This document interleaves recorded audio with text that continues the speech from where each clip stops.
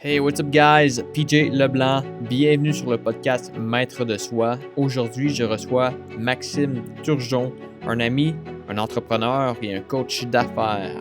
Dans cet épisode, tu vas apprendre à transformer les échecs en opportunités de croissance, bâtir une entreprise avec peu de ressources grâce à la créativité, passer d'une petite structure à une organisation plus grande tout en gardant le cap, gérer une équipe avec des attentes claires et une structure efficace, surmonter les défis de leadership avec une bonne communication, rester flexible et apprendre à s'adapter aux imprévus, utiliser le lâcher-prise pour avancer malgré l'incertitude, se concentrer sur des objectifs clairs pour maximiser ses résultats, observer et comprendre ses émotions pour surmonter ses blocages, l'importance du réseau pour accélérer sa réussite entrepreneuriale et bien plus. Sur ce, je te souhaite une excellente écoute. On record, mon cher. Yes, ça record ce coup-là. Yes. Yes, Hey, sir. merci beaucoup pour de passer sur le podcast. Honnêtement, c'est un grand plaisir de recevoir un ami, un entrepreneur, quelqu'un qui a de l'ambition. Merci. Simple question pour débuter, parce que là, les gens connaîtront pas nécessairement Maxime dans les gens qui vont écouter. Peux-tu me mentionner d'où ça part, d'où ça a commencé l'histoire de Maxime? On en est rendu où aujourd'hui? Mon Dieu, il était une fois. Je suis né. Non, où ça a parti? Ça a parti. J'ai parti ma première entreprise à la début vingtaine. Ça, c'est là qu'on pourrait dire que j'ai commencé concrètement. Ouais. Mais même dans mon enfance, en fait, plutôt dans mon adolescence, je me rappelle de ma première vente de garage. C'est un des moments forts de mon adolescence. J'avais revendu un peu comme tous mes jouets d'enfants et tout ça. J'avais fait un paquet d'argent, puis juste l'interaction avec les gens, la vente, la négociation, j'avais vraiment trippé. Fait que je pense que c'était là. Tu dis, c'est quand ça a débuté. Je fais partie de ceux que je pense que je suis né comme ça. Je suis né avec cette flamme-là, ce désir d'avoir ma propre compagnie. Je me rappelle, je pense que j'avais 5-6 ans, puis je regardais les locales à louer. Puis je disais à mes parents, genre, je veux ça. Je voulais acheter le local où je voulais une business. Ouais. Puis même mes parents, ma famille étaient comme, OK, mais tu vas mettre quoi dedans? Tu sais, c'est quoi tu veux? Puis j'étais, je sais pas. Je savais pas, mais je savais que je voulais me rendre là-dedans. Tu as découvert très jeune que tu avais cette fibre entrepreneuriale-là.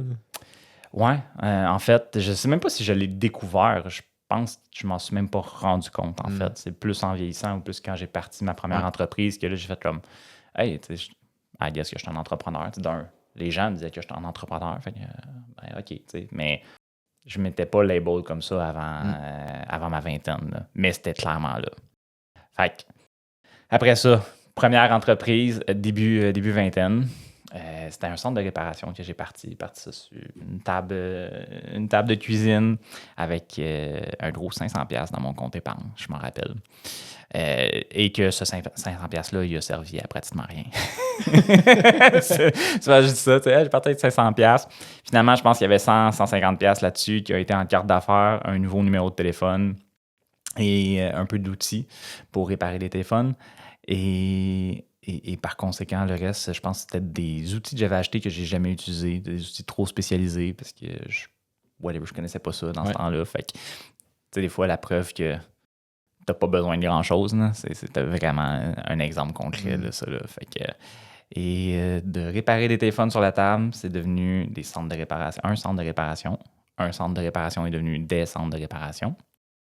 Ensuite de ça, j'ai pas vendu mon entreprise. J'ai échangé mon entreprise contre des parts d'une plus grosse compagnie. Une compagnie qui était un franchisé Telus, ici en Estrie. Fait que, il y avait 3 divisions, en fait. Il y avait une division techno, qui était les cellulaires.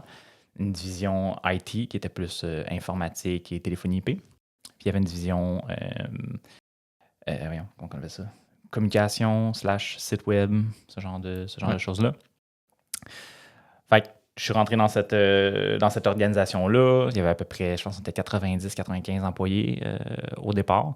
Fait que ça mon univers a changé pratiquement du jour au lendemain. Là. J'ai parti de chef d'orchestre de ma petite affaire à copropriétaire et co-actionnaire d'une grosse affaire. Et c'était vraiment cool parce que ça m'a permis vraiment d'apprendre de nouvelles choses, de nouvelles perspectives. Puis après ça, j'ai pas mal eu ma dose de tout ce qui était techno et cellulaire. Ça faisait maintenant 10 ans que j'évoluais dans ce domaine-là. Donc, j'ai décidé de revendre mes parts complètement à ce coup-là et je suis parti en immobilier, qui était aussi une autre passion. Ça faisait longtemps. Je regardais tout le temps les espèces d'émissions de rénovation qu'on voyait le monde bâcher dans les murs puis ouvrir tout ça. Chose à ne pas faire. tu le fais une fois. Tu défonces le mur à coup de masse puis tu fais comme fuck, faut que je ramasse tout. T'apprends après ça à ce que c'est pas la bonne façon. C'est sûr, ça a l'air cool sur TV. Mais j'ai vraiment adoré ce projet-là. Et après ça, qu'est-ce qui s'est passé? J'ai refait plusieurs projets comme ça, dont le dernier dans lequel je me suis un petit peu trop brûlé, que j'ai échappé la balle. Et là, j'ai dû prendre une pause. Et là, je serais pas mal à la fin de ma pause, là, bientôt, là, en mode redémarrage et maintenant plus redonner sur l'expérience justement que j'ai acquis dans toute ma vingtaine. Ouais. J'essaie de résumer quand même un petit 10-15 ans en quelques minutes. Ça donnerait ça. Fait que prends où ce que tu veux là-dedans. Écoute, il y a plusieurs questions qui me sont venues en tête naturellement. Oui. Spécialement au niveau de quand tu merge avec une autre entreprise, du jour au lendemain, ça a changé. Ouais. Ton rôle, c'est devenu quoi? Mon rôle, ça a été d'abord l'intégration.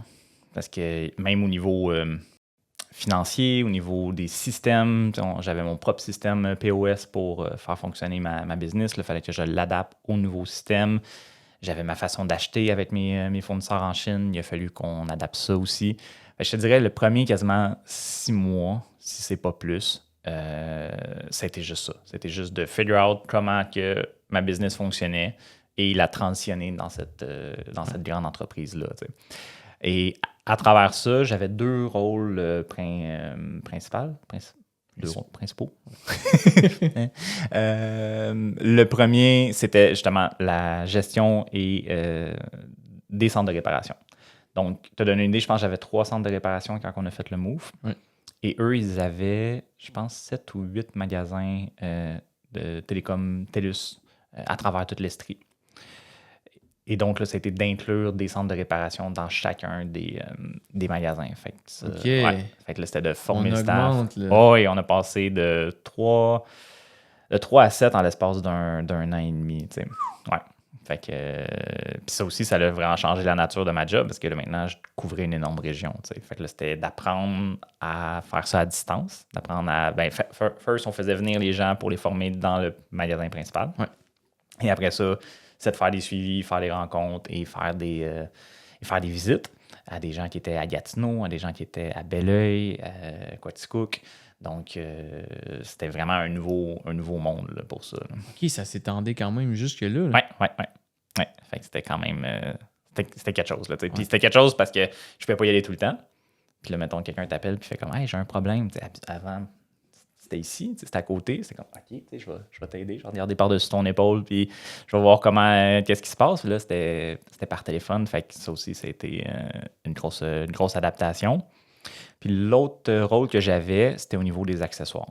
Parce que justement, il y avait, je pense, 7 ou 8 magasins à travers l'Estrie, à travers le Québec, plus une énorme équipe de vente externe qui vendait aux entreprises. Ouais.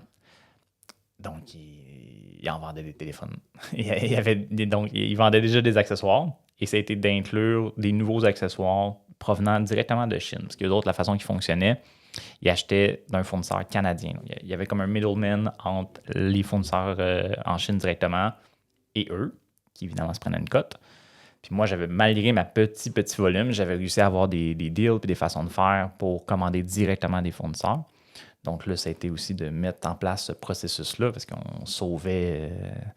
c'était ridicule. Je pense que on a 150 000 $ de profit la première année de différence juste en accessoires, quasiment juste en protecteur d'écran de téléphone cellulaire.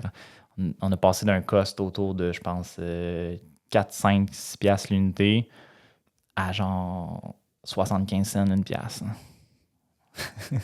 Fait que fais fois ça, fois je sais pas combien de milliers de téléphones cellulaires vendus dans l'année. Là. C'est ça. Ça donne une énorme différence. Fait que c'était ça majoritairement mon rôle à travers ça. Puis j'étais là 2 ans. Fait que comme je t'ai dit, quasiment juste cette transition-là a pris 6 mois / 1 an. On a commencé à en intégrer dans la 2e année. Puis à la fin du 2 ans, c'est là que j'étais vraiment, vraiment tanné d'avoir vu tout ça. J'ai fini sur une super de belle note.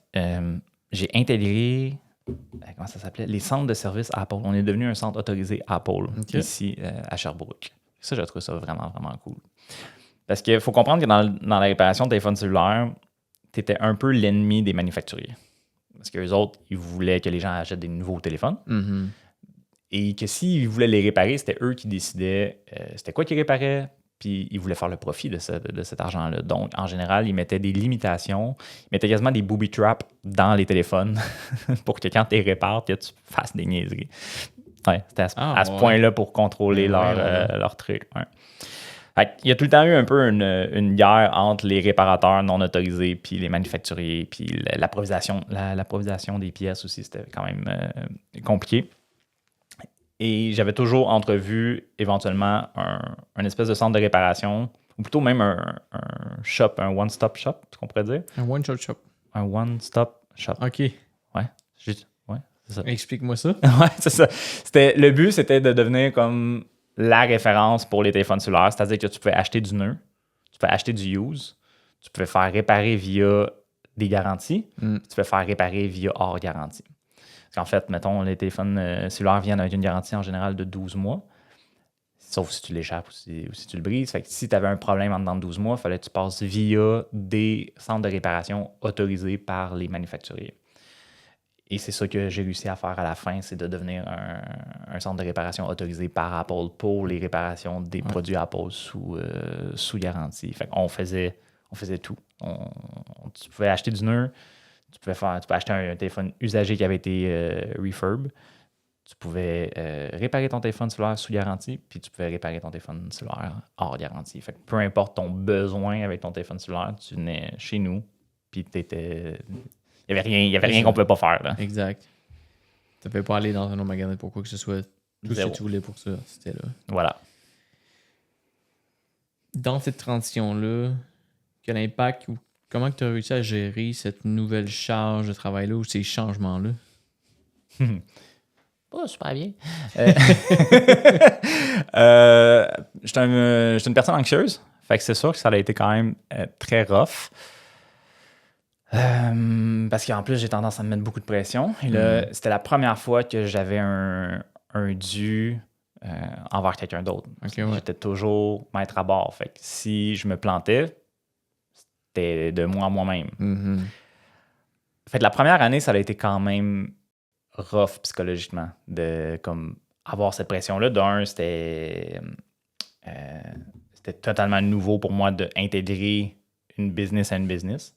Ouais. Et j'étais un peu pogné à le faire tout seul, entre guillemets, parce que le knowledge de comment faire la réparation, c'était moi qui l'avais. Fait que même si j'avais des partners qui, eux autres, étaient en affaires depuis super longtemps avec leur propre track, ben, il n'y avait pas non plus le knowledge pour m'aider à faire la transition. Dans le sens, sur certains points, ils ont réussi à m'aider, mais pour une grande partie, c'était de moi-même qui a figure out les logiciels puis comment faire cette transition-là. Fait que il y avait pas mal d'anxiété qui a dû être générée par là. Je me rappelle d'ailleurs d'une conversation avec mon partner je pense que c'était à Noël. C'était au party de Noël, puis on était comme à la fin de l'année. Et j'ai avoué être vraiment déçu de qu'est-ce que j'avais apporté, tu sais, en dedans du temps que j'avais eu. Parce que dans ce temps-là, j'étais tellement axé sur les résultats que je voyais même pas toute l'espèce de job de transfert et d'intégration qui a comme pas de valeur parce que ça générait pas de vente, ça faisait pas gonfler les revenus et tout ça. Ouais. À ce moment-là, dans ma vie, j'étais pas capable de voir ces wins-là. Maintenant, je suis capable, mais à ce moment-là, je le voyais pas. Fait, pour moi, j'avais vécu ça un peu comme un échec parce que finalement, la business avait pratiquement pas grossi dans cette année-là. T'sais. Tu voyais pas le big picture, finalement. Non. Je voyais pas que ça, c'était une part intégrante du Ouais. big picture. J'avais de la misère à voir Ouais. ces choses-là à ce moment-là. Fait que, j'ai grandi depuis. Puis, en fait, c'est ça, dans ces 2 ans-là, qu'est-ce que ça t'a apporté? Qu'est-ce que tu as développé grâce à cette transition-là? C'est une bonne... c'est des bonnes questions. Le mot qui me vient, c'est perspective. Ça a vraiment changé ma perspective d'avoir juste comme 1, 2, 3 employés. Et là, maintenant, de voir l'énergie que ça prend pour faire bouger une machine de cette amplitude-là. Ça, c'était une des premières choses que j'ai vues. Là. Ouais. Quand tu es rendu à 100 employés, tu veux tourner à la droite, ça tourne pas. C'est comme si tu chauffes un petit accent, là, puis tu rentres après ça dans un pick-up. Là. Ouais. Quand tu tournes, ça tourne pas de la même façon. Ouais. Et ça, c'est une des choses qui m'a vraiment frappé. Répète-moi ta question. Parce que... Qu'est-ce qu'en 2 ans, tous ces défis-là, qu'est-ce que ça t'a apporté à développer chez toi? Patience. Clairement.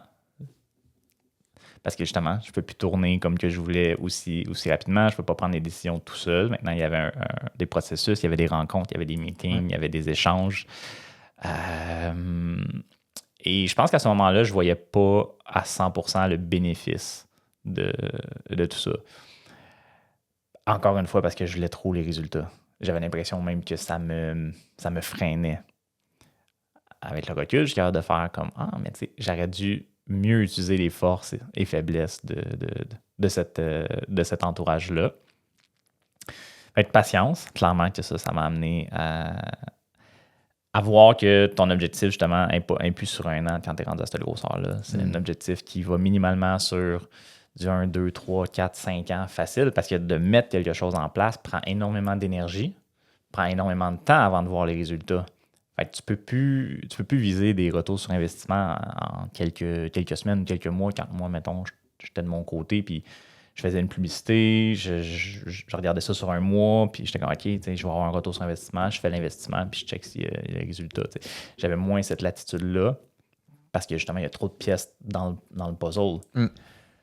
Sauf que, tu sais, l'avantage, c'est que, mettons, au niveau des téléphones usagés, d'avoir intégré le know-how de comment réparer des téléphones cellulaires, on a parti, je ne me rappellerai pas des chiffres, mais probablement un x3, x4 sur les revenus que générait l'entreprise sur les téléphones usagés par la suite. Là. Fait qu'on a vraiment développé une autre sphère. Fait qu'on développait vraiment énormément de nouvelles façons de faire des revenus, mais ça prenait du temps. Fait que patience, ça serait une des grosses. Perspective et patience. Ouais. C'est pas la même game. Ouais. C'est une game qui se joue plus lent. Puis il faut en être conscient. Là. Exact. Penses-tu qu'il y a des moyens quand même, malgré qu'une entreprise ait plus d'ampleur, que ça puisse être exécuté plus rapidement, que les tournants peuvent être aussi... Oui. Ouais. Et le secret est dans les rencontres. Ça donne drôle, on a parlé hier de scaling up. Et dans cette méthode d'approche-là de gestion d'entreprise, c'est entre autres des meetings des meetings journaliers de 5 minutes. Et ça permet juste de savoir, d'avoir un mini feedback. En gros, tout le monde a à peu près son équipe. Généralement, on va essayer d'avoir une équipe d'entre, je vais dire, 3 à 10 personnes, mettons. Ouais. Au-delà de 10 personnes, idéalement, tu vas vouloir diviser ton équipe. Là, quelqu'un qui lead plus que 10 personnes, c'est tough un peu. Et d'avoir des meetings à tous les jours pour les gens qui sont en dessous, sur un level. Puis après ça, le level plus haut, même principe. Il y a un meeting à tous les jours de ça. C'est là que tu peux avoir une meilleure rapidité parce que ton feedback revient beaucoup plus. Exact. Fait que c'est d'avoir des meetings plus fréquents et de poser les questions. ça c'est le deuxième défi, c'est d'avoir l'humilité de demander à des gens genre, c'est quoi tu penses qu'on devrait faire, c'est quoi tes blocages, c'est quoi tes enjeux, puis de rester ouvert et à l'écoute de tout ça. Je pense que ça, c'était une de mes grandes forces. Je me suis souvent vu jouer le tremplin entre les deux. Okay. Entre, mettons, mes autres partners et le terrain. Ouais. J'essayais de rapporter le plus d'informations possible. Okay. Quel rôle tu jouais pour ton équipe? Outre ce que tu viens de me dire? C'était particulier, c'était difficile ce bout-là. Parce que je pense que je portais un petit peu trop de chapeau aussi. Et en même temps, de moi-même refigure out ma position à travers tout ça. Parce qu'il ne faut pas oublier que j'étais tout seul dans mon petit bateau. Maintenant, je ne suis plus tout seul du tout dans mon petit bateau. Et même qu'au début, on a donné le magasin, mon magasin, mon bébé, mon premier magasin. Ils ont donné la gestion à une autre personne. Et... Comment t'as vécu ça? Oh, très, très mal. Je m'excuse, Kim. Ça a été l'enfer. Ça a été un de mes gros challenges. Et que je pourrais dire que je l'ai échoué en guillemets, dans le sens que ça aurait dû être vraiment plus simple. Parce que pour moi, c'était encore mon bébé. Et on a deux personnalités différentes, totalement, moi puis Kim. Et par conséquent, selon ma perspective, ce qu'elle faisait, c'était pas correct. Et là, il fallait que je me concentre à faire la transition que je t'ai expliqué, qui était quand même relativement complexe. En même temps, d'instaurer des nouveaux magasins à d'autres places. En même temps, maintenant, de faire aussi partie d'une équipe de gestion, puis dans les meetings d'actionnaires. Fait j'avais beaucoup de chapeaux. Tellement beaucoup de chapeaux que je pense que les gens en magasin, et mettons pour Kim, comprenaient même plus exactement non plus ma position à travers ça. Ouais. Parce que parfois, je me mêlais peut-être de choses que j'aurais pas dû me mêler. Et parfois, j'avais quand même beaucoup d'autres responsabilités qui faisaient en sorte que j'avais de la difficulté à avoir la même présence que j'aurais pu avoir si on m'avait enlevé quelques chapeaux. Fait que c'était une période assez rock'n'roll par rapport à ça. Fait que ta question, c'était comment j'ai vécu ça? Oui, le fait que Kim prenne cette place-là. Ah, ça a été vraiment difficile parce que c'était mon bébé puis j'avais l'impression qu'il n'était pas amené comme que je voulais. Mais encore une fois, ça m'a appris la perspective. Ça fait partie des choses que maintenant je peux regarder en arrière et faire comme OK, tu sais, j'aurais dû mieux. Comment je pourrais dire ça? Je vais chercher longtemps. J'aurais dû mieux confronter la situation. Et je vais l'expliquer de la façon suivante. J'aurais dû mieux confronter Kim plutôt que de confronter la gestion. OK. Parce que moi, j'étais comme, hey, je suis pas content de ça. Fait que là, j'en parlais à mes partenaires parce que c'était avec eux autres que je venais de m'associer. Puis là, ça changeait. Puis là, j'étais comme, hey, tu sais, il me semble, ça fait pas de sens. Alors qu'en fait, probablement que si je m'étais juste assis avec la personne, on aurait probablement pu en venir à en entendre beaucoup plus simple que de faire une espèce de conflit qui a amené aussi la personne au-dessus. La personne au-dessus devait être juste comme qu'est-ce que je fais avec qu'est-ce que je fais avec ça? Parce que celle-là me dit X, l'autre personne me dit Y. Qu'est-ce qui se passe? C'est quoi la réalité? C'est quoi la vraie situation? Parce que c'est tout le temps comme ça quand il y a un conflit entre deux personnes. Manque de communication, c'est pas assez clair, les deux personnes n'ont peut-être pas les mêmes valeurs, la même vision des choses. Exactement. Fait que qu'est-ce qui s'est passé? Ultimement, c'est une bonne question. Je sais qu'éventuellement, je me rappelle même plus pourquoi, quasiment 1 an après, une fois que j'ai eu fini de faire la transition et tout, je me suis retrouvé à relider le magasin. Ça, j'ai vraiment aimé ça. J'ai repris contrôle de mon petit bébé. En plus, maintenant, il y avait la vente de téléphone cellulaire. On était devenu l'espèce de centre que je t'explique qu'on répondait à tout. Ça, j'ai vraiment aimé ça, l'idée, cette équipe-là. Et en même temps, je faisais mes autres tâches. On dirait que là, pour moi, c'était plus clair. T'sais. J'ai est-ce que j'avais peut-être moins de chapeaux ou plus de chapeaux, mais c'était plus clair pour moi? Exact.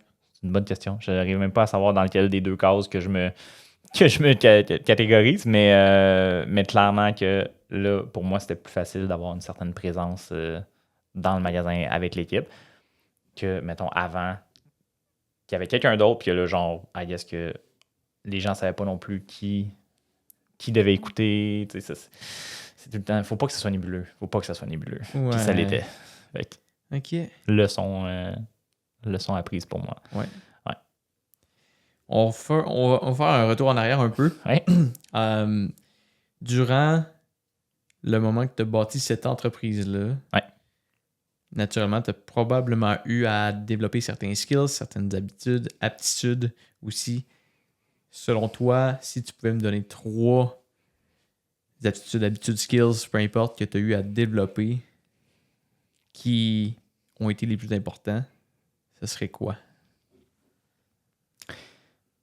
Une certaine forme de résilience, de persévérance, peu importe lequel des deux. Je pense que les deux s'équivalent pas mal. Créativité, définitivement.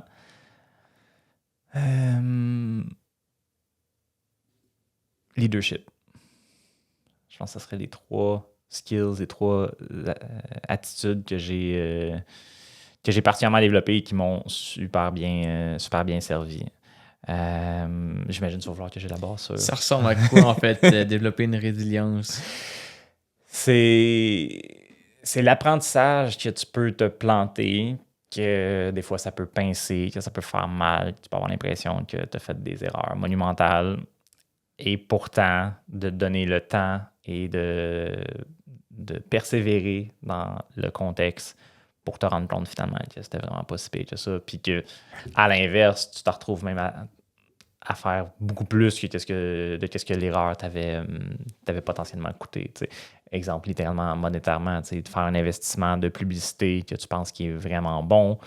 Puis résultat, tu te retrouves que ça fonctionne pas du tout. Puis là, t'es comme fuck, j'ai perdu plein d'argent. Mais d'apprendre sur ça, de persévérer pareil, puis de continuer. T'sais. Mettons concrètement, un des moments qui me revient le plus, c'est pratiquement au début. J'ai parti, comme je te dis, avec 500 $, dont la moitié et plus qui a été juste inutile. Et j'ai déjà eu des clients, j'ai commencé à avoir mes premiers clients. Et littéralement, au début, je m'endettais. Fait que non seulement j'avais ma job, plus je faisais ça temps partiel pour m'endetter. Tu sais, quand tu te dis, c'est pas l'optique que je m'attendais quand j'ai parti ça, je m'attendais à faire plus de sous, non, c'est tout le temps un peu la motivation. Et je me rappelle d'une conversation avec ma mère dans mon salon, puis je suis sur le divan, puis je suis comme, qu'est-ce que je fais, man? Qu'est-ce que je suis en train de faire là? Je veux dire, là, j'étais rendu à côté, tu sais, j'avais genre 22 ans, fait que pour moi, à côté, à ce moment-là, c'était une carte de crédit loadée à genre 6 000 $, whatever. J'étais comme, c'est la fin du monde. Pour ma petite vision de petit bonhomme à 22 ans. C'est là que ça commence à se bâtir une résilience. Ouais, exactement. Là, j'étais comme, mais qu'est-ce qui se passe? Qu'est-ce que je fais? Puis là, je suis comme, est-ce que je give up? Tu sais, je veux dire, littéralement, je fais plus d'actions et je m'endette plus. C'est totalement, c'est quasiment comme si tu irais au gym pour, mettons, perdre du poids, puis finalement, t'en gagnes, puis t'en gagnes, puis t'en gagnes, puis t'en gagnes. T'es comme, ben voyons, je suis supposé d'arrêter le gym. On me dit que d'aller au gym va me permettre de perdre du poids, tu sais. Ou inversement, si ton but, c'est de prendre la masse, tu t'en perds au fur et à mesure que tu y vas, tu sais. La chose sur laquelle je me suis accroché, c'est que je pense dans la conversation avec elle, j'ai répété au moins 3 fois, mon téléphone ne cesse pas de sonner. Ne cesse de sonner. Ouais. Mon téléphone sonne tout le temps. Bref. On va le formuler comme ça. Et je me suis accroché à ça, tout simplement. J'étais comme, il y a quelque chose à faire. Si mon téléphone sonne tout le temps, il y a quelque chose à faire. Mais qu'est-ce qui faisait que ton téléphone sonnait tout le temps, mais que tu étais quand même endetté de 6 000 $? Ouais. Ça, c'est ce que je comprenais pas à ce moment-là. Et d'un, encore une fois, c'est perspective et distance. Apprendre à réparer des téléphones cellulaires impliquait de faire des erreurs, impliquait d'en briser, il n'y avait pas de cours, il n'y avait pas rien. Littéralement, j'apprenais on the spot. C'est dans quelles années, en fait? Ça, c'est le premier 6 mois, je pense, ish. Mais en termes de timeline dans la vie, là, on parle des années 2000. Ah ouais, ben j'avais 22, j'ai 36, donc moins 14, ça serait en 2010. On est dans les débuts là, de cette industrie-là. Là. Ouais, ben il y avait quand même des industries de réparation de téléphones cellulaires depuis un moment, mais les téléphones intelligents venaient de sortir. Et ça l'avait découragé beaucoup, même, des centres de réparation.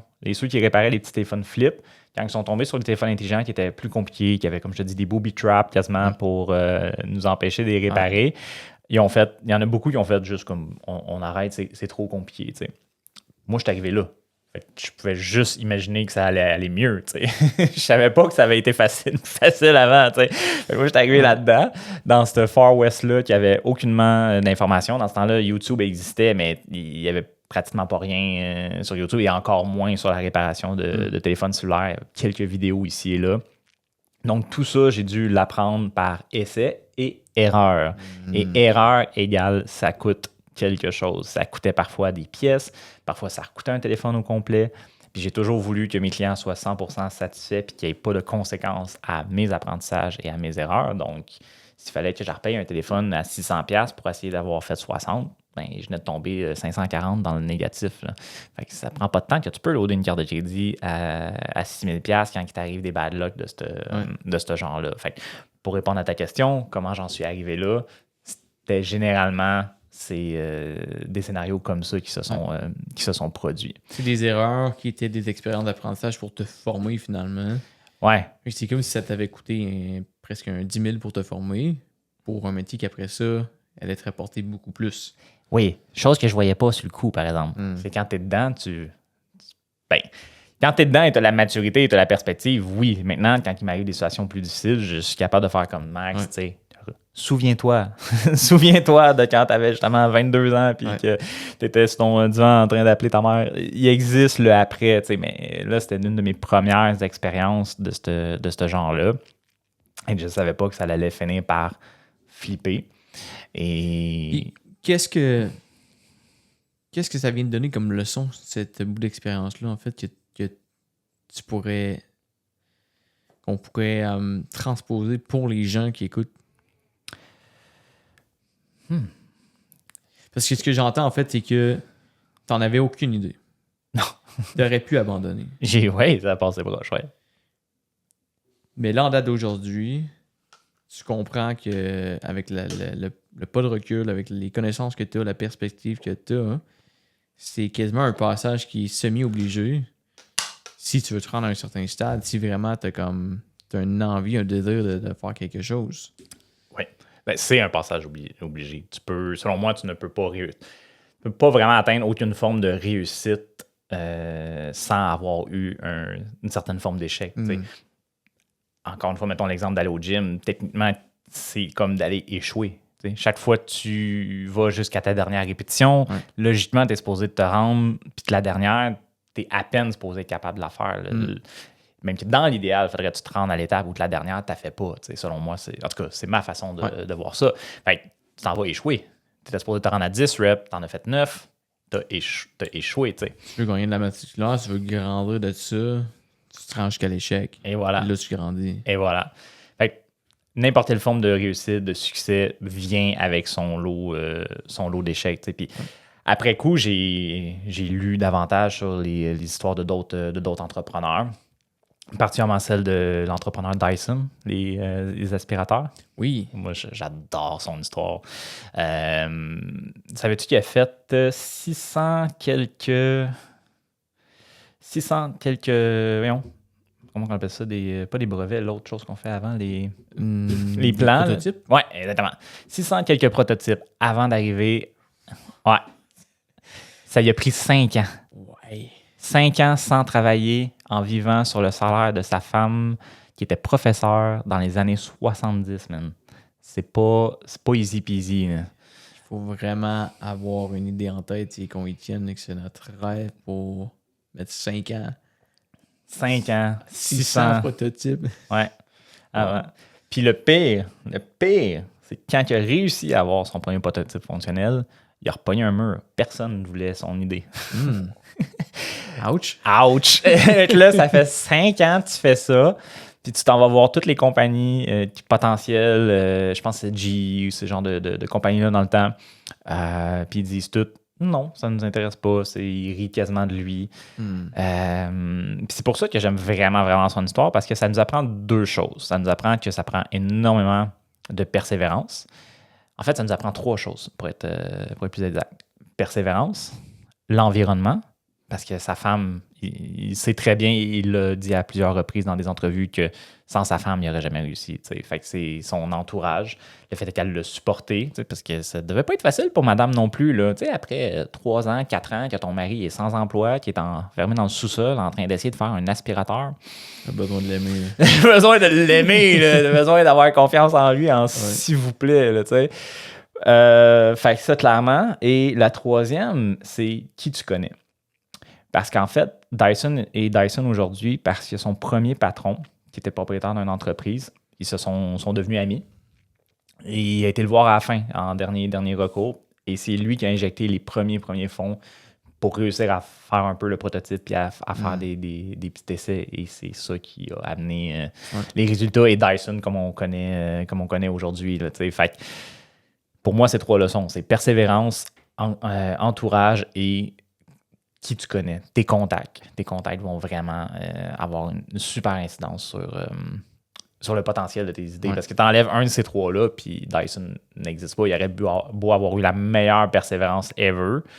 S'il n'y avait pas d'entourage pour le supporter, il aurait probablement give up. Parce qu'il y a just so much. Puis qui tu connais pour pouvoir avoir les bonnes plugs au moment venu. Ouais, ton réseau est important. Ouais. Chose qu'on néglige souvent, je pense qu'en tant qu'entrepreneur au début, on se ramasse à être tout seul, perdu et sans support. Ouais, je pense que c'est... En tout cas, pour moi, c'est... Je veux tellement tout savoir, je veux pas dépendre des autres, qui est quelque chose que je suis en train de travailler et changer parce que je ne veux plus ça parce que justement, je vois les bénéfices d'avoir des contacts, des entourages, d'avoir la capacité de déléguer. Tu me disais tantôt comment s'est passée la transition. Ben mal parce que je n'étais pas là dans ma tête, je n'étais pas prêt à ça. Pour moi, j'étais celui qui amenait tous les résultats. Puis là, j'ai comme vu tout le monde comme étant un frein. Tout ça, toute cette structure-là était un frein à max, plutôt que de le voir comme étant potentiellement tout plein de leviers sur lesquels j'aurais pu. Puis on en a parlé, puis il m'en a appris beaucoup, là, mais un des partenaires en particulier avec qui je travaillais, mais tous ensemble, ils me l'ont appris. Et c'est pour ça que maintenant, je le vois aussi, je le vois mieux, mais sur le coup, dedans, dans les premiers temps. Qu'est-ce que tu avais l'impression de perdre à ce moment-là? Ah, ma liberté, c'est sûr. Ma liberté de décision, mon autonomie. Particulièrement.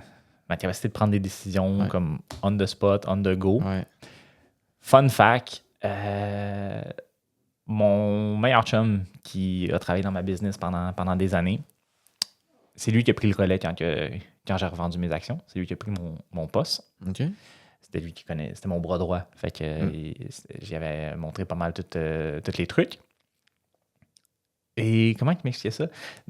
C'était pas tout à fait pareil, la même structure que lui avait dans cette entreprise-là, mais tu sais, des fois, c'est juste notre perception parce que lui, il était comme, ben Max, puis t'es parti. Moi, quand j'ai une décision, quand j'ai besoin d'acheter quelque chose pour de quoi, whatever, j'ai ma carte de crédit, puis je fais mes trucs. Puis, oui, il y avait sa rencontre, il devait avoir des rencontres ici et là avec son boss, mais il n'y avait pas ce sentiment-là d'être pris. Fait que, clairement que c'était moi qui me l'avais mis qui me le mettait. Là. Et ça, c'est quelque chose que je crois fondamentalement, c'est que c'est notre perception qui nous amène à vivre nos enjeux. Et les enjeux ne sont pas tant à l'extérieur, sont notre façon de le voir. Ouais.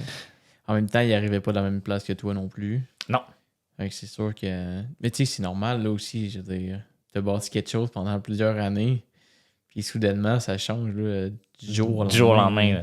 Tout autour. Là. Comme, allô? Ah ouais, allô, là, bienvenue, puis maintenant, fais fonctionner ça. Ah non, ça a été... ouais. Je pense que j'avais pas les outils, j'avais pas les compétences à ce moment-là, à ce point-là, pour faire une transition comme ça, mais j'avais pas la compétence de faire de la réparation de téléphone cellulaire initialement, fait que c'est le process, c'est le même process qui s'est répété un peu, c'est le même endettement. T'sais. Le premier coup, je me suis endetté de 6 000 sur une carte de crédit.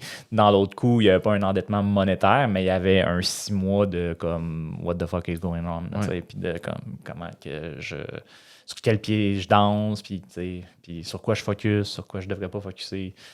Fait que c'est comme un apprentissage aussi. De résilience, parce que là, durant tes premiers moments, puis t'es endetté, puis là, ton téléphone continue à sonner, ça te drivait. Ouais. Tu as commencé à développer de la résilience à ce moment-là. Est-ce que dans les années futures, tu as développé des outils, des trucs pour mieux gérer peut-être le stress qui t'a amené à encore plus développer de la résilience? Oui. Sur lesquels que je concentre? Ben, il y en a un qui vient de facto d'en vivre assez souvent, dans le sens que maintenant j'appelle ça mes moments frigidaires. OK. Qu'est-ce que ça signifie? Qu'est-ce que ça signifie? Ça signifie le moment où tu fais comme il s'est passé quelque chose de pas nice, parce que veux pas, les émotions négatives sont là pareil.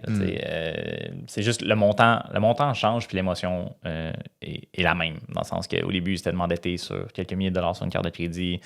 À un autre moment, je me rappelle d'être endetté de genre 10-15 000 sur, je pense que c'était avec Bell Media. C'était une compagnie de publicité. J'avais acheté plein de publicités, puis les premiers coups, ça avait super bien fonctionné. Deuxième coup, vraiment moins.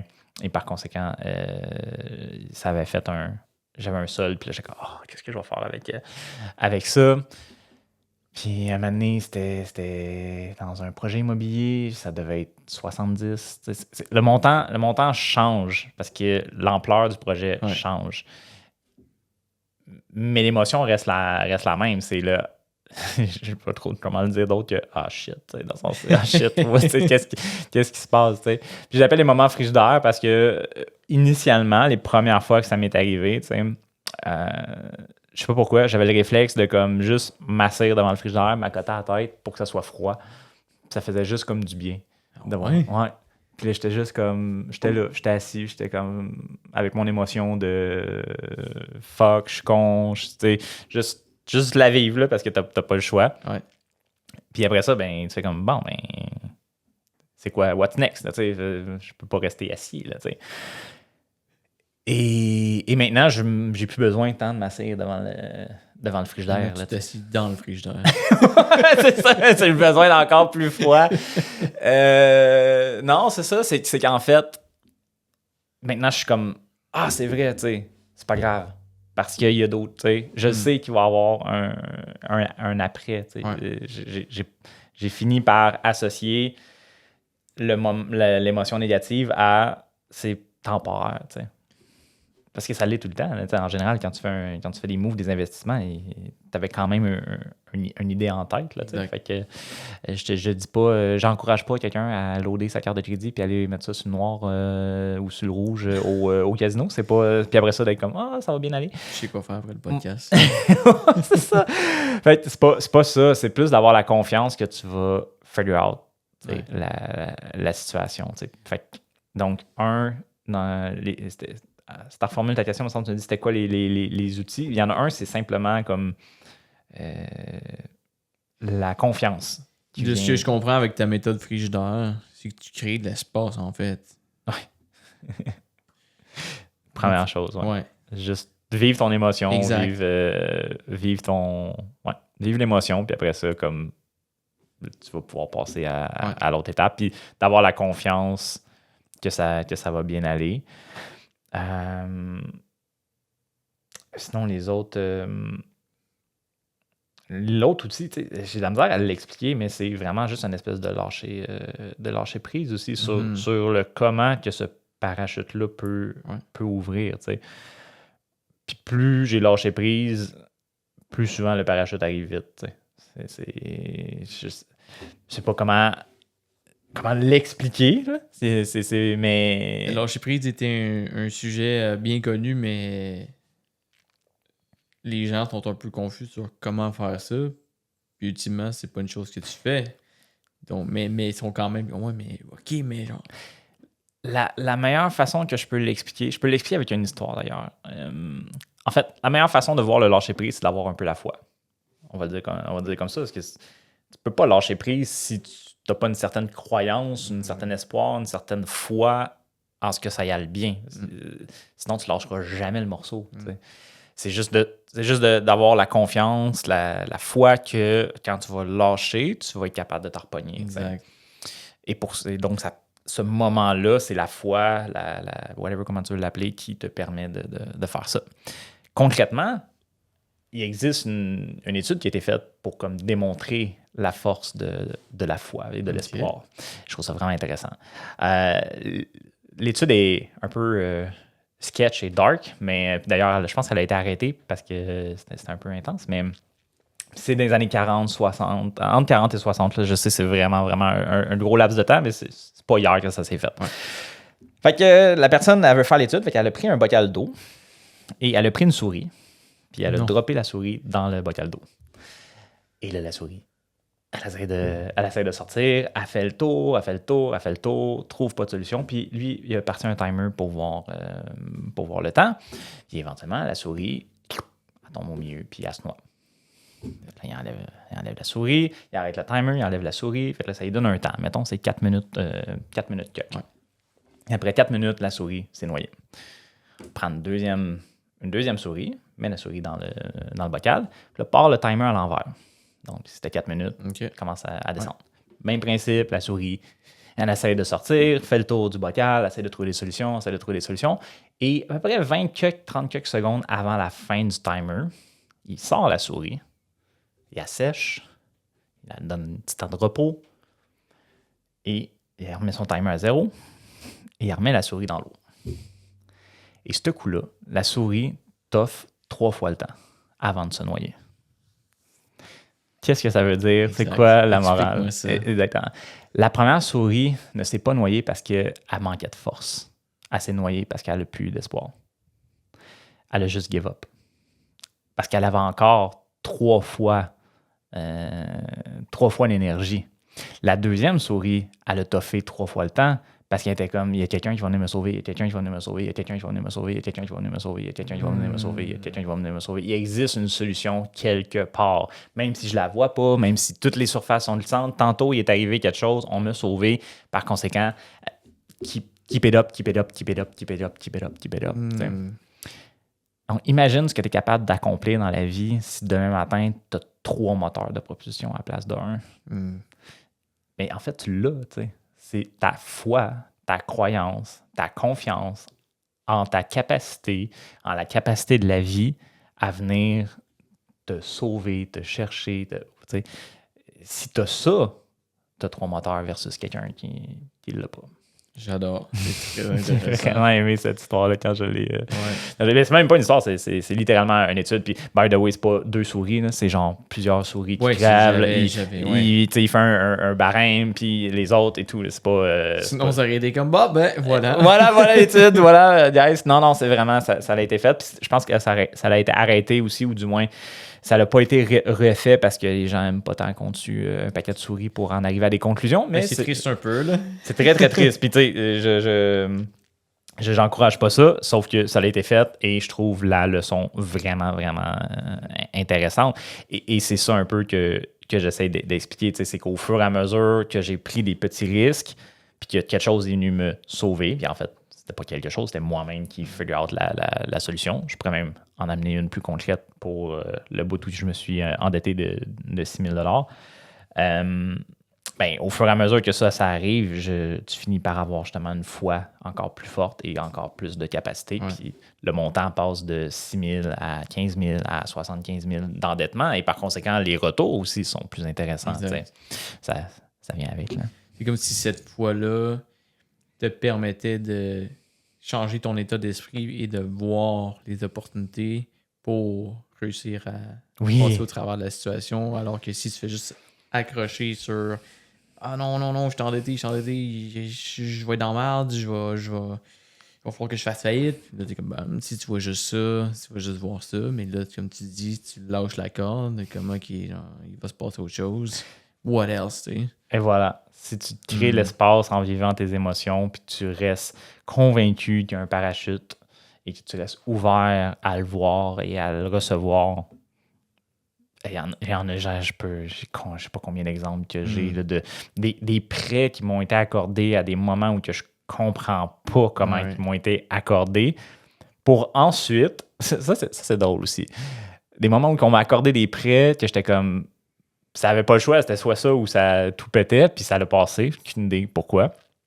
Il y a d'autres moments où j'avais beaucoup d'actifs, beaucoup d'argent. J'ai fait des petits prêts juste pour me sentir un petit peu mieux dans une certaine situation. Genre, je vais faire le prêt, puis je vais payer ça à place de le prendre dans mon compte parce que, anyway, je vais why not un prêt. Whatever, c'est quoi les circonstances, je m'en rappelle plus. Là, non. C'est comme si la vie disait, si tu essaies de te rassurer en ayant plus, non. Je vais t'en donner pour t'aider, mais je vais pas t'en donner juste pour que tu files mieux avec comment t'en as dans ton compte. Fait que ça aussi, c'est quelque chose que j'ai trouvé drôle, que des fois, ça arrive à des moments où t'es comme, ça me semble, c'est pas supposé, mais ça fait du sens, puis c'est wow. Puis il y a des moments où tu essaies de le faire pour juste comme te rassurer et t'en as pas tant de besoin. Là, la vie n'est pas là pour t'aider. Là. À l'inverse, c'est comme non, man, tu continue de travailler ta confiance, puis continue de travailler ça. T'sais.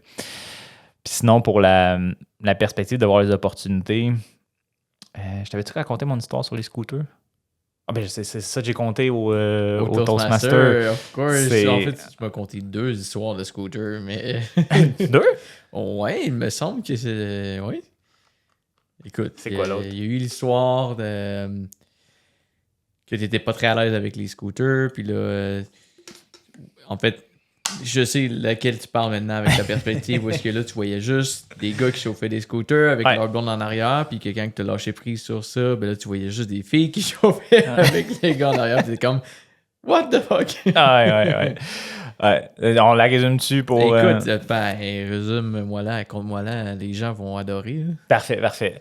Donc, l'histoire des scooters, ça va comme suit. J'ai fait un voyage en Thaïlande il y a quelques années. Et quand on est arrivé là, on est allé à l'hôtel pour faire notre check-in. Et ma blonde, à ce moment-là, elle me dit, Max, oublie pas, loue 2 scooters, pour qu'on puisse aller faire les activités puis tout. Puis là, je fais comme, oh shit. Parce qu'il faut que j'y annonce quelque chose de très embarrassant et que là, je réalise que ça va être très embarrassant pour tout le monde qui va voir le podcast. Faut que je dise que ça fait 15 ans et plus que j'ai pas chauffé de bicycle, à pédale, moto, scooter ou whatever. Fait que je décide quand même d'essayer de conduire le scooter. Fait que je m'en vais dans le parking pour pratiquer. Puis ça prend pas 2 secondes que je vois bien que ça arrivera pas. Là. Je fais à peine 3-4 pieds, je manque de tomber, c'est vraiment pas agréable. Puis les routes en Thaïlande, je sais pas, je pense que tu as voyagé un peu, puis tu le sais, c'est n'importe quoi. Je veux dire, les vitesses, c'est des suggestions. En général, les gens sont dans le cut-off du scooter, whatever, c'est quoi sa limite. Puis les lignes à terre, on dirait que c'est plus des dessins, même, parce qu'il y a personne qui respecte les voies. Ça roule en contresens, ça s'en va sur l'accotement, ça va où ce que ça veut, comme ça veut, pour que ça passe. J'ai vu des affaires, j'ai vu des gens... J'ai vu une famille de 5 sur un scooter. Ouais, ça veut pas. C'est comme, tu les regardes, là, tu sais, t'es comme, dude, comment tu fais? Puis il y en avait, j'ai même vu, je me demande si c'était pas 2 scooters qui amenaient des matériaux de construction. Genre, écoute, parenthèse, j'ai vu un dude au Vietnam qui transportait un gros bœuf sur son scooter. C'est comme, voyons donc. What? Nous autres, on a rien à voir à le faire fitter dans un char. Lui, il le fait sur un scooter. Fait que, bref, avec le peu de stabilité que j'ai et le genre de route qu'il y a là-bas, je suis comme, c'est impossible. Si je sors du parking, je meurs. c'est très simple, là. C'est mathématique. Ça prendra pas de temps. Fait que sur le coup, ma blonde est un peu fâchée parce que là, on pense qu'il va falloir louer un auto. Un auto, c'est vraiment plus cher que des scooters. Finalement, on décide de louer un scooter, puis c'est elle qui conduit. Et a réussi à apprendre à chauffer avec moi en arrière. T'sais. Fait que ça va pour l'instant, mais après ça, quand on fait des activités, je me rends compte que partout ce que je check, partout ce que je regarde, ce que je vois, c'est d'autres touristes, mais particulièrement des gars qui trimballent leur blonde en arrière du scooter. Puis moi, en tant que gars qui venait tout juste d'arriver en Thaïlande avec sa nouvelle blonde, que ça faisait à peine 3-4 mois qu'on sortait ensemble, ben, je me sentais loser. J'étais comme, voir que je suis pas capable de faire ça. Fait que, bref, des petites des petites croyances internes qui ressurgissaient, puis je me tapais sur la tête pendant que j'étais en Thaïlande, dans un pays paradisiaque. Des fois, c'est niaiseux, le cerveau. J'ai décidé d'apprendre à chauffer le scooter, parce que ça me fâchait. Fait que tous les jours, avant qu'on parte pour faire nos activités, je prenais le scooter puis j'essayais de me pratiquer dans un espèce de petit chemin privé. On avait loué un Airbnb comme dans la jungle. Il y avait un long chemin dans la jungle privé qui n'avait pas personne dessus. Fait que je pratiquais mon petit scooter sur ce petit chemin-là devant les enfants des propriétaires qui, eux autres, devaient avoir genre 7 et 9 ans et qui chauffaient leur propre scooter. Ouais. Je les voyais passer à côté de moi, ils me regardaient et ils étaient comme « Mais c'est quoi? C'est qui ce touriste-là? » Oh ouais, non, eux autres, ils n'ont pas de vélo, ils passent de marcher à scooter. Fait que bref, je fais ça pendant à peu près une semaine et demie. Éventuellement, j'ai réussi à avoir la stabilité pour aller sur la route et éventuellement transporter ma blonde en arrière. Puis là, je redeviens un petit gars tout fier de ça. Sauf ce qui est drôle, c'est qu'à partir de ce moment-là, que j'ai réglé mon petit problème interne, je me mets à regarder autour et tout ce que je vois, c'est des filles qui transportent leur chum. Puis là, je suis comme juste, what? Qu'est-ce qui se passe? T'sais? À le fond, ils t'ont vu te faire transporter. T'es comme, pourquoi c'est moi qui chauffe? Pourquoi c'est pas toi qui chauffe? Grâce à toi, tous les gars ils ont eu un break. Ça, c'est drôle. Peut-être. On le saura jamais. Mais ouais, j'en parle à ma blonde. Puis elle est comme, non, man. Il y a eu une rotation. Même de quoi tu parles. En fait, je pense que sa première réponse était de quoi tu parles. Parce qu'elle, elle ne percevait même pas cette différence-là. Pour elle, il y avait juste des touristes en scooter. Il n'y avait même pas un gars ou une fille qui conduisait son chum ou sa blonde. C'était même pas dans sa périphérie, tu sais. Et ce que j'ai appris de cette expérience-là, c'est que le cerveau est fait pour juste enregistrer l'information par rapport aux croyances que tu as à l'interne. T'sais. On pourrait faire la mini-exercice de genre, je te dis, regarde dans la salle puis check toutes les couleurs jaunes. Puis après ça, te demander, nomme-moi quelque chose qui est bleu, puis tu vas rusher. Exact. Parce que quand je t'ai donné la commande, tu essayais de voir du jaune, ton cerveau n'enregistrait pas du bleu, tu sais. Ouais, ton cerveau cherche à confirmer la réalité sur laquelle tu te concentres. Tout à fait. Et généralement, il va se concentrer sur ce qui le fait chier. Donc, pour en revenir à l'histoire de frigidaire et de moments d'endettement et de difficulté, ben, il faut que tu te donnes l'espace et que tu aies la confiance pour sortir de ton problème pour te donner une chance à ton cerveau de voir les vraies solutions qu'ils ont devant toi. Parce que si tu fais juste ruminer la situation, la difficulté, l'injustice, whatever, comment tu peux percevoir cette situation-là, ben, tu vas juste voir des pas solutions, en fait. Exact. Fait que voilà. Wow, makes sense. Tantôt, tu as mentionné leadership. Oui, c'est vrai. Là, depuis tantôt, on est juste quasiment sur la première qui était de la résilience. Comment t'en es arrivé à développer ton leadership? Oui, probablement avec le temps, naturellement. Mais au-delà de ça, est-ce qu'il y a des choses que tu as appliquées dans ta vie? Tu as cherché l'information pour développer un bon leadership? Oui. J'adore l'auteur Simon Sinek. Particulièrement... Ben, Start With Why, évidemment, c'est le pilier, mais les Leaders Eat Last, something like that. Oui. J'adore ce livre-là. Et en fait, c'est juste... C'est la responsabilité. Moi, c'est un peu ça qui me vient quand je pense à leadership, c'est la responsabilité de faire en sorte que ça fonctionne. Et les gens dépendent de moi, en fait.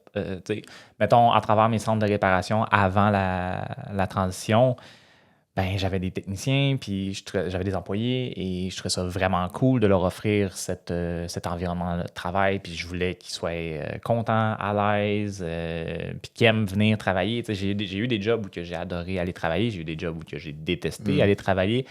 Et ultimement, j'ai pas de contrôle sur c'est quoi qu'il y avait à faire parce qu'on est une business de réparation. Fait que faut que tu répares des téléphones, ça fait partie de la game.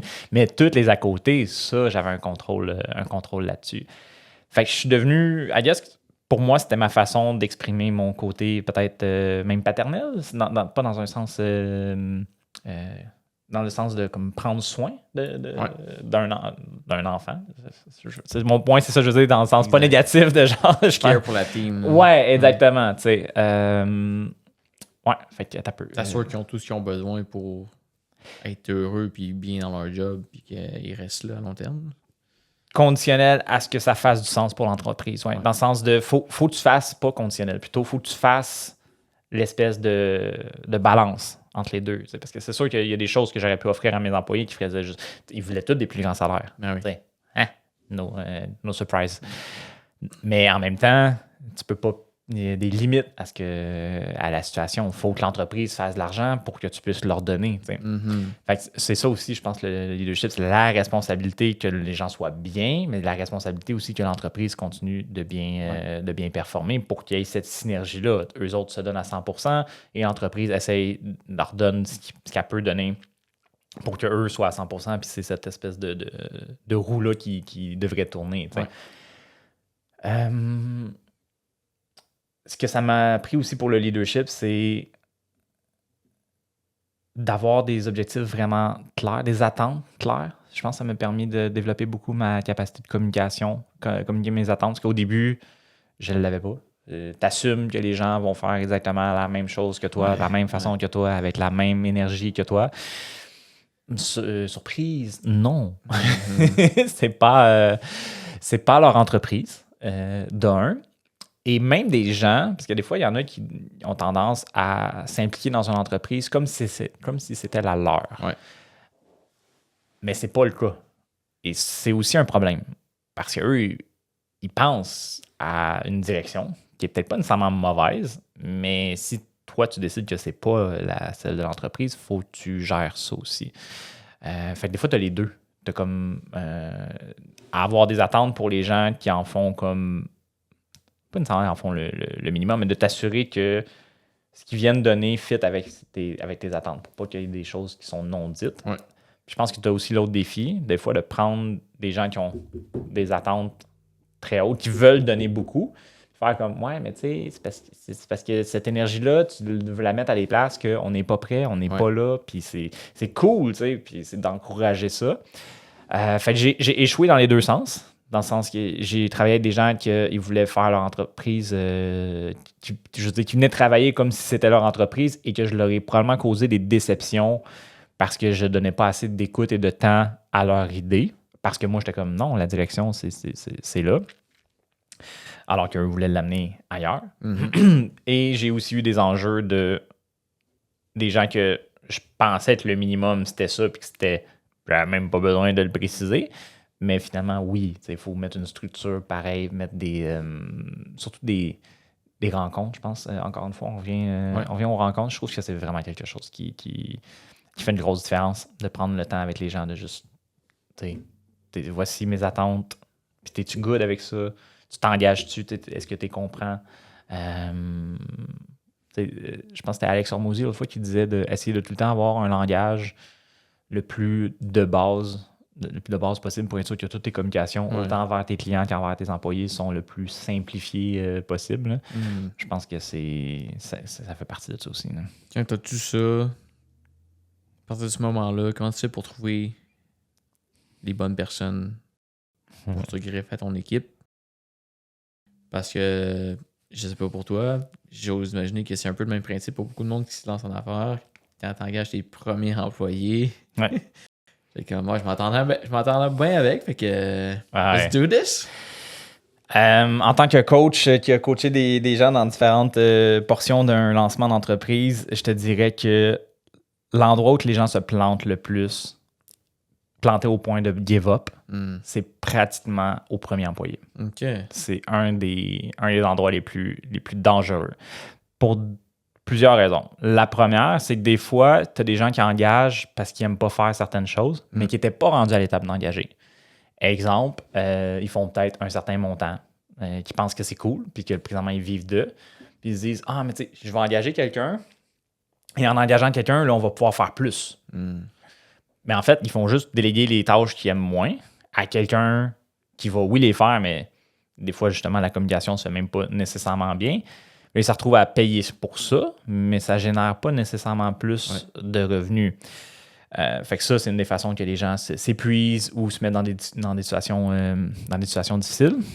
La deuxième, je ne veux pas perdre mon idée, c'est de justement engager quelqu'un par délégation. Et donc, d'avoir aucune structure, puis tu donnes comme la portion à ton entreprise à quelqu'un qui le fait. Sauf là, tu deviens dépendant de cette personne-là. Et ça, c'est dangereux aussi. Parce que moi, je l'ai vécu. La personne n'arrêtait pas de demander plus de salaire. Vraiment d'une belle intention, dans le sens que la personne était jeune, puis elle se faisait proposer des postes à d'autres places où elle avait l'impression, des fois même c'était plus une impression qu'elle pourrait avoir des jobs à certains montants. Et moi, dans ma peur de ça me tente pas de revenir tout seul, j'ai dit oui. Juste attends qu'à un moment donné, tu fais comme ça marche pas là. C'est ma journée, ma journée, on a rentré tant d'argent en réparation, j'en ai donné tant en salaire, c'est presque le même montant, j'ai un loyer, j'ai un ci, j'ai un ça, il y avait des pièces. Oups, tu sais.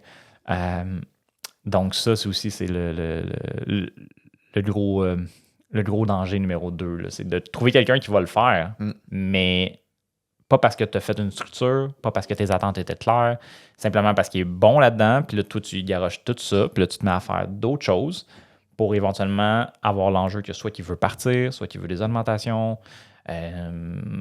ou même, dans certains cas, que ton contrôle qualité n'était pas assez au point, puis finalement, il ne le faisait même pas bien. Puis là, t'es comme, là, moi, je suis rendu ici en train de construire mon deuxième palier, mais finalement, ma fondation n'était pas...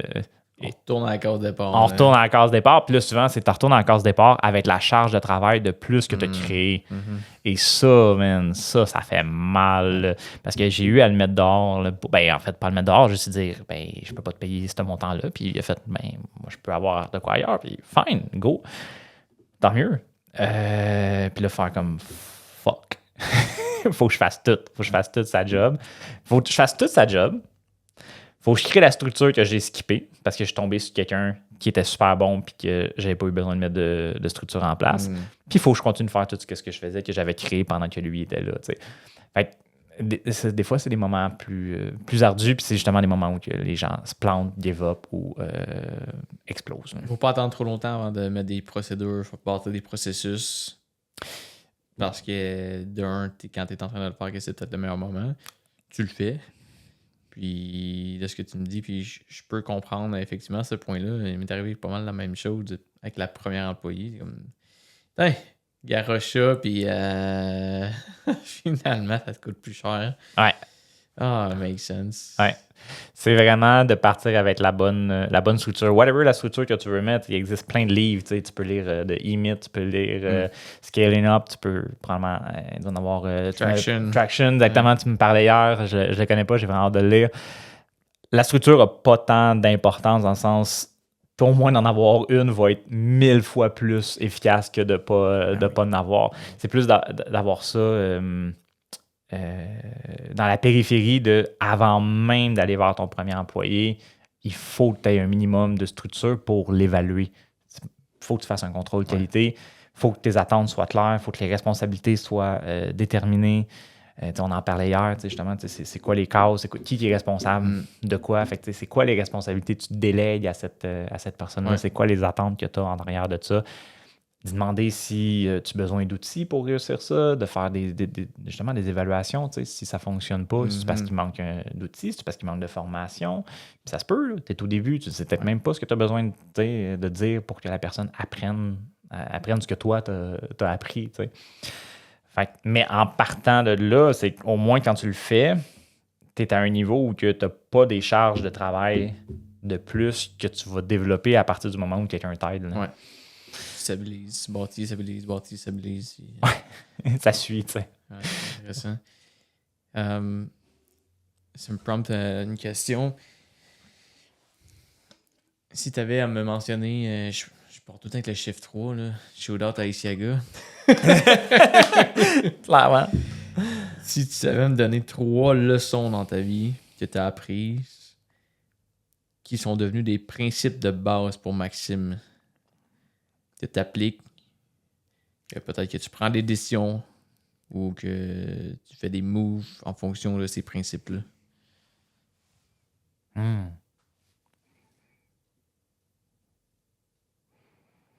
Le premier, commence. Va dans l'action. Ouais. Genre, arrête d'être là, arrête d'overthink, arrête de planifier, arrête. Surtout si tu débutes, surtout si c'est une de tes premières entreprises. Tu peux pas. Non, c'est trop compliqué, anyway. Ouais. Tu peux pas builder. T'auras beau lire, tu as une super de belle bibliothèque en arrière de toi avec plein de bons livres. Tu peux pas lire tout ça, puis commencer, puis pouvoir appliquer tout ce que tu as lu. C'est impossible. Exact. Fait qu'il y a un énorme processus de essai-erreur. Fait que par conséquent, sachant que tu vas te planter, sachant que c'est même un prérequis, sachant que plus tu vas te planter solide, probablement plus grand va être ton succès et ton retour sur douleur d'échec, mettons, start le plus vite possible. Plus vite tu vas te planter, plus vite tu vas apprendre, plus vite tu vas commencer à mettre une fondation en place. Fait que ma première leçon, ça serait commence, puis ça peut être dans n'importe quoi. Là. Ça peut être, mettons, faire un voyage. Pose-toi pas 1 million de questions. Des fois, il y en a qui sont comme, OK, mais je voyage à quelle place? Puis ils checkent des reviews de 72 places. Après ça, ils checkent les Airbnb. Puis là, ils essayent de nanana. Puis là, ils sont comme, peut-être pas cette année finalement. Puis là, peut-être que là, ça serait mieux. Puis là, le temps, c'est pas le bon temps de l'année pour. Finissent par jamais voyager. Achète ton fucking billet, man. Fais juste acheter ton billet. Là. Dans mes meilleures expériences personnelles, ça a été des voyages. Là. C'est là que j'ai connecté à moi-même fois 1000. Et si je m'étais posé trop de questions, mes 2 premiers voyages, une chance, je ne me suis pas posé de questions. Mon premier voyage particulièrement, une chance, je ne me suis pas posé de questions. En fait, je m'en suis posé un petit peu, puis tu peux t'en poser, là. C'est avoir un bon ratio, là. Ouais, tu peux avoir un minimum de hey, tu sais, je m'en vais-tu dans un pays où il y a une guerre en ce moment? Peut-être pas, tu sais. puis, même chose pour lancer ton entreprise, tu sais. Si tu as certains types de compétences, certains types de connaissances, ça peut être intéressant de commencer dans des sphères que tu connais plus, mais pas au point de te figer, tu sais. Ouais. Fait que, commence. C'est mon premier. 3 leçons, que j'applique. Clairement, je sais pas comment l'expliquer. J'hésite entre 2. Il y a lâcher prise, puis le concept que je te parle souvent, que l'autre n'existe pas. On est là avec celui-là, puisqu'on a parlé quand même de lâcher prise tantôt, puis je trouve que c'est quand même intriguant. L'autre n'existe pas. C'est un concept que j'ai commencé à appliquer il y a 5 ans à peu près, je pense. Comment on essaie d'expliquer ça? C'est le principe c'est de comprendre que c'est notre perception qui vient beaucoup jouer un rôle sur qu'est-ce qui se passe, qu'est-ce qu'on perçoit. J'essaie de placer mes idées, j'ai vraiment de la misère. J'étais pas prêt à aller là. Mais qu'est-ce que ça signifie pour toi? L'autre n'existe pas. Ça signifie plusieurs choses, c'est ça, en fait, qui rend la chose compliquée. Premièrement, que tu n'es pas responsable du bonheur des autres. Tu es responsable de ton propre bonheur, de ta propre cour. Comment je pourrais essayer? C'est un exemple. Ouais. L'autre fois, je l'avais dit à Isiaga dans un contexte de relation. Dans le sens, tu n'es pas responsable du bonheur de ton ou de ta partenaire. Tu es responsable de toi, d'être heureux, puis d'essayer d'être la meilleure version que tu peux être. Mais si tu te mets dans une situation où tu fais juste toujours plaisir à l'autre tout en t'oubliant toi-même, ça fonctionne pas parce que le côté détrimental que tu vas te faire, parce que quand tu dis oui à quelqu'un, tu te dis non à toi. Mais par conséquent, à force de te dire non à toi, tu vas finir vidé, tu vas finir à créer plus de problèmes, littéralement, que de solutions que tu avais. Ouais. Et je pense que ça m'a aidé aussi beaucoup dans des discussions, même face à des employés, à des discussions difficiles, c'est de comprendre que le bonheur de l'autre n'existe pas. Donc, c'est quoi mes limites? C'est quoi que j'ai à dire? C'est quoi que j'ai à faire pour moi être heureux? C'est quoi le point que je veux définir à l'autre? Et par conséquent aussi, que tu ne peux pas accuser l'autre. Ça aussi. Ça, je te dirais, OK, ouais, ça, c'est un des points importants du l'autre n'existe pas. Tu peux pas accuser l'autre. Juste pour voir si j'ai bien compris, l'autre n'existe pas. C'est comme si, dans le fond, peu importe ce que tu vas dire, ça va avoir un certain impact sur l'autre personne. Puis c'est pas à toi de prendre sur toi ce qui se passe en lui. C'est comme la manière qu'il va le percevoir, qu'il va réagir, ça y appartient. Puis à un moment donné, tu peux pas là, prendre cette personne-là en charge. Là. Fait que lâcher prise sur le fait que peu importe ce que tu vas dire, il va créer quelque chose. Situation. Et ça t'appartient pas. Exactement. Donc l'autre n'existe pas. Exactement. OK. Make sense. Exemple super anodin. Hier, on pensait les deux quasiment choquer l'autre pour notre activité de Toastmaster. T'sais. Et il y a des moments où que peut-être dans ta vie, tu aurais pu faire ça. Tu aurais fait là, j'ai dit que. Puis là, je vais lui dire que là, non. Puis là, il va-tu être fâché? Il va-tu être déçu? Il va-tu être. Ça m'appartenait. Exact. Parce que c'était pas personnel à moi. Tu t'es pas levé le matin en disant moi, j'aime vraiment pas Max. Non. Et par conséquent, je vais attendre à la dernière minute, puis il m'a le choqué. Tard. Je vais y péter sa soirée. Le gars, il a comme des notes sur comment, genre, puncher ses amis. Fait que c'est un exemple qui est super anodin. Fait que ça amène pas énormément d'émotions, mais pour des gens, oui, en fait. Je dis ça, puis il y a des gens qui vont se faire choquer, ils aiment vraiment pas ça. Mais souvent, c'est parce que ça reflète quelque chose en eux. Ils se sont fait décevoir à un moment. On porte malheureusement des mémoires, des traumas ou whatever quoi. Et quand les autres autour de nous font des actions, ben parfois, il y a une certaine vibration, une certaine corrélation qui vient rechercher ça. Mais c'est important de comprendre que ça t'appartient. C'est pas l'autre qui t'a donné la claque d'en face. C'est ta perception de ce qu'il a fait qui, toi, après ça, tu t'adonnes toi-même la claque d'en face. Tu vois, avec ton exemple que tu viens d'apporter sur notre situation hier, je pense que dans le passé, je me serais posé la question, OK, ça me tente pas d'aller là ce soir, mais si je choke, là, Max va être déçu. Mais ultimement, la vraie raison au plus profond de ça, c'est qu'est-ce que Max va penser de moi. Puis là, il va commencer à m'haïr. Fait que là, moi, ma perception que j'essaie de protéger en ce moment, finalement, fait que je vais y aller parce que je veux pas que Max m'haïsse.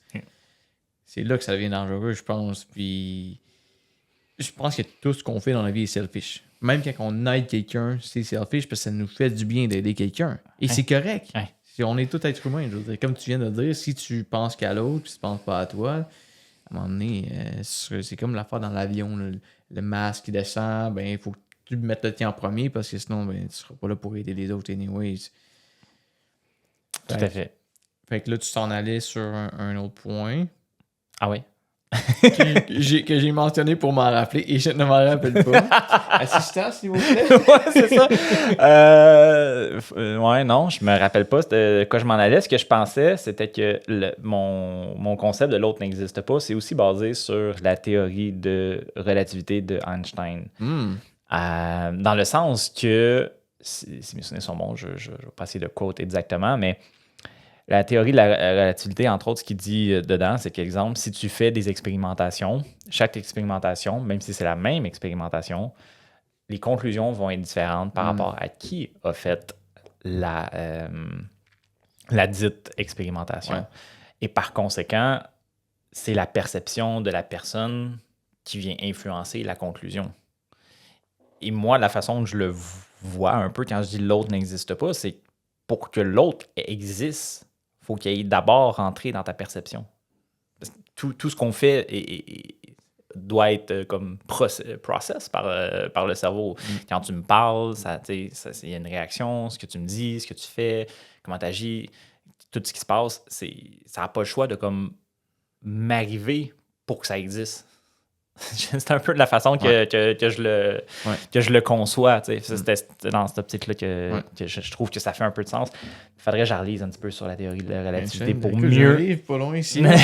pour mieux le définir. Parce que quand je l'avais lu, j'avais fait comme « Oh, OK. » Les points qu'il déterminait. Lui, il parlait plus dans un autre contexte, mais je trouvais qu'il y avait vraiment une belle corrélation entre les deux. Là, parce que c'est ça. Mais je me rappelle plus c'était quoi l'autre point qu'on avait... Non plus. Mais c'est vraiment intéressant, je pense, parce que il y a beaucoup de monde qui ont le syndrome du nice guy pour pas déplaire, finalement. Ça nous fait faire des actions qui peuvent backfire en bout de ligne. Ça peut paraître contre-intuitif. Oui. But sais, ça me fait penser à ce que tu parlais tantôt, les attentes que tu n'avais pas établies avec les personnes. Mm-hmm. Mais tu sais, comment que ces personnes-là peuvent être au courant de ces choses-là? Comment tu peux avoir des attentes envers quelqu'un s'ils sont même pas au courant? Tu sais, c'est comme... Ouais. Et ça me fait penser à ce que tu disais hier aussi sur... comment qu'on avait dit ça? C'était vraiment nice. C'était... Je suis devenu moi-même En table topics, ça?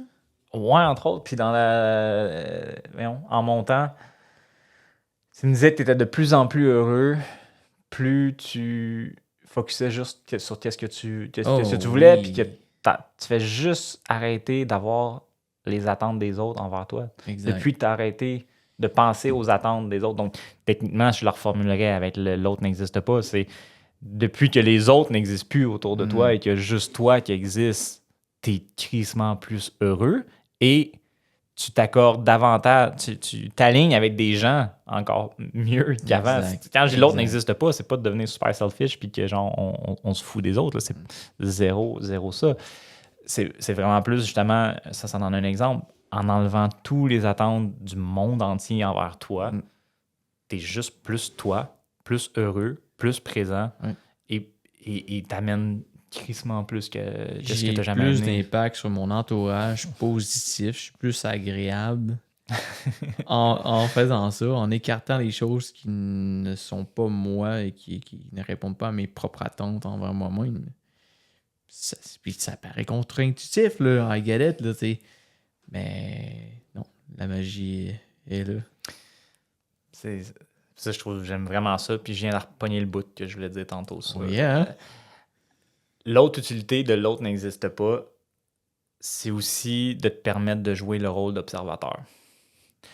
Parce que si l'autre n'existe pas, mais que tu es frustré, tu as de la peine ou whatever, quelle émotion, particulièrement les émotions négatives, parce que je pense que les émotions négatives sont une espèce de radar sur qu'est-ce que j'ai à travailler. Exact. Mettons.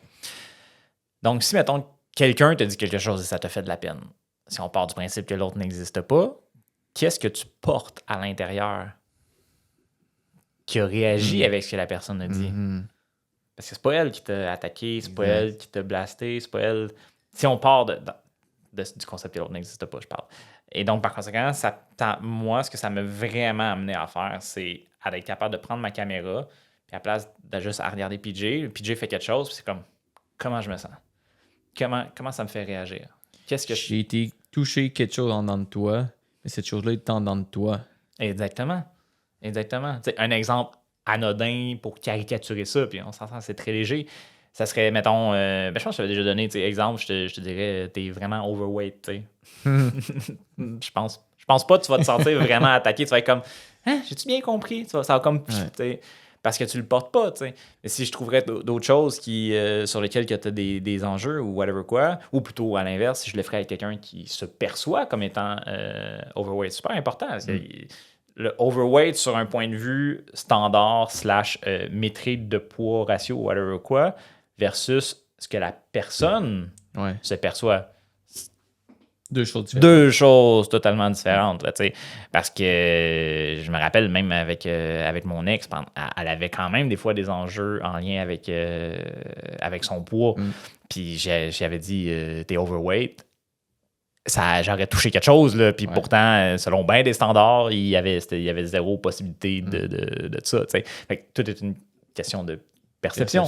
Justement. T'sais. Et donc, par conséquent, ça veut dire qu'elle portait quelque chose en lien avec l'overweight. Fait que, comme je te dis, c'est une caricature, c'est une image, c'est super facile de le faire, mais des fois, ça peut être comme, justement, tu t'es fait choquer. Pourquoi que ça te frustre? Si l'autre n'existe pas, qu'est-ce qui te frustre dans le fait d'être choqué? Exact. Je me sens abandonné, je me sens... Ça te permet d'avoir cette discussion-là à l'interne. Là, je les sors comme facilement, puis je suis en train de me dire que quelqu'un qui n'a jamais fait ce processus-là va aller comme... What the fuck? Un jour, on va faire un podcast là-dessus, c'est certain, parce que je pense que c'est au cœur de pouvoir développer son plein potentiel. Là. Ouais. Mais tout à fait. Là. Ça permet d'avoir la possibilité... En enlevant l'autre, tu n'as pas le choix d'amener le projecteur sur toi. Puis en emmenant le projecteur sur toi, ça n'a pas le choix de faire en sorte qu'éventuellement, tu vas voir les bobos, puis les bébites, puis les cochonneries que tu as accumulées au fur et à mesure. Ouais. Et donc, depuis 5 ans, j'ai eu la chance de voir plein de mes démons, plein de mes problèmes, plein de mes enjeux et des traumas et de les travailler, de les rendre à mon niveau de conscience et de faire beaucoup de lâcher prise et d'acceptation par rapport à certaines choses qui font en sorte que maintenant, il y a beaucoup moins de choses qui viennent me chercher. Je revivrais la même situation avec la personne qui a pris le relais de mon entreprise. Mon Dieu, je serais à un autre niveau. Là. Ouais. Je serais tellement moins activé. J'étais juste activé, j'étais juste pisse. J'étais activé par rapport au fait que je me sentais peut-être pas utile, je me sentais pas reconnu, et c'est ça. Fait comme passer d'un état d'esprit de victime, de mentalité de victime, à un état d'esprit plus de croissance. Définitivement. Oui, parce que tu peux plus jouer le rôle de la victime, c'est toi le problème. Si les autres peuvent pas t'attaquer, whatever quoi, c'est juste toi qui es pogné là avec ta petite boule, puis là t'es comme bon, qu'est-ce que je fais avec ça? Puis ben c'est ça. Éventuellement, comme tu dis, on pourrait développer sur quoi faire avec ces petites boules, là, mais pour moi, ça amène le projecteur vers l'intérieur, puis ça permet de commencer un travail de guérison. Très intéressant. Il y a beaucoup de richesse dans ce qu'on a dit. Puis là, je serais juste rendu à 2. C'est quoi le troisième? Je sais pas par exemple. Je faisais juste me rappeler, j'en ai juste dit 2. Si t'as pas de troisième là, on s'en fait un autre podcast, le troisième. juste sur ça. Ah, boy. Troisième leçon. Focus. Focus. Puis comment l'amener? Parce que même quand je le dis, je suis je suis comme d'accord puis pas d'accord avec ma propre leçon. Une dualité avec ce principe. Tout à fait. Je pense que ça dépend des circonstances. Et un focus, en fait, c'est ça. C'est vraiment de comprendre que pour atteindre un certain succès dans whatever quoi, ça demande un focus. C'est impossible sinon.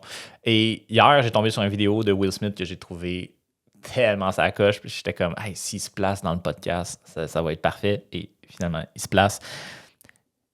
Ce qu'il disait, c'était que quand tu te rends compte que tu es à 90%, mettons sur l'échelle de 100% étant le meilleur au monde dans quelque chose, là, quand tu es à 90%, là, il dit que tu es à mi-chemin. Parce que de passer du 90%e bon au meilleur au monde, c'est un monde de différence entre les deux. Fait que c'est pas à 50 que tu es à 50. Là. Le 0,90, il est tellement plus facile que le 90-100 que tu es à mi-chemin. Ouais. Fait que par conséquent, si dans un élément, tu veux atteindre des hautes sphères, tu veux vraiment performer, tu as besoin de focus. C'est impossible. Pour les autres choses, par contre, ça serait là que je pense que je suis un peu moins d'accord. Que dans tes divertissements, dans ta vie personnelle, dans tes trucs, d'avoir d'aimer toucher à tout, puis d'aimer ne pas être bon dans tout, mais d'en profiter et d'avoir davantage d'expériences, de différentes façons. Je trouve que ça m'a amené une énorme ouverture d'esprit. T'sais. Autant faire des voyages dans différentes cultures, dans différents types de pays, de toucher à des choses comme de la méditation, des techniques de guérison, à des séminaires super focus sur comment structurer ton entreprise. Je me suis déjà intéressé à la programmation. Comme le fait d'avoir comme ça, je trouve que ça donne une meilleure ouverture d'esprit pour comprendre les gens et ton environnement davantage. T'sais. C'est comme si ça t'avait plus de perspectives applicables dans ton entreprise parce qu'il faut que tu évolues dans cette entreprise-là. Ouais. Fait que c'est un regard un peu global de tout ce qui se fait. Intéressant, ça. Ouais. Mais que dans ton truc de comme ton entreprise, gagner ta vie, ta carrière, peu importe. Puis encore une fois, ça pourrait être même relatif, ça aussi, parce qu'il y a des gens qui peuvent pas nécessairement vouloir avoir une carrière dans laquelle ils focus puis qu'ils deviennent le meilleur. Puis ça, c'est quelque chose que je trouve que notre société en ce moment quasiment blâme ou condamne. Tu sais, des gens qui sont comme qui veulent pas une carrière super focus. That's OK. Là.